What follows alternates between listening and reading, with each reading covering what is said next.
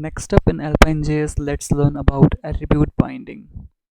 So attribute binding is the ability Alpine provides to change the value of any HTML attribute and that evaluates to an expression. I will show you an example.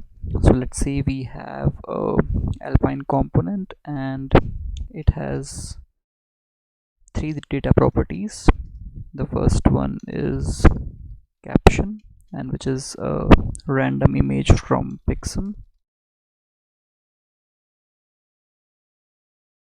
Next one is the actual URL of the image. So I have picked it a random URL from the internet, and the next one is the width. So let's assign it 200.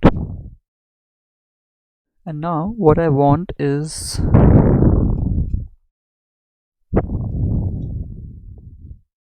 my image to have these properties, which are, let's say you have a API which are returning you these values, and in your Alpine component you want to assign these values to an image tag.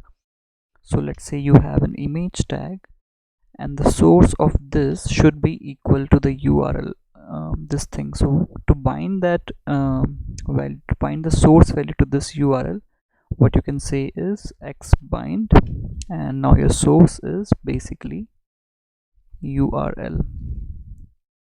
Next up, you want to bind the alt attribute and you want to make it equal to the caption. So in case if image is not loading, the user will see the alt attribute. And you want to also assign the width. So we will assign this to the width. Close this tag, and now let's try to run this on the browser.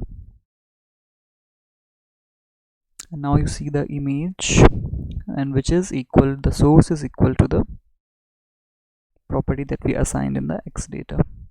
So this is how the image this is how the attribute binding works in Alpine. You are allowed to change the value of any attribute and assign it to the any data property here.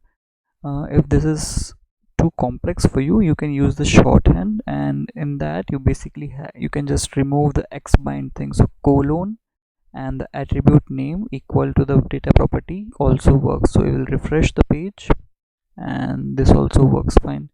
So this is basically Alpine attribute binding in Alpine JS.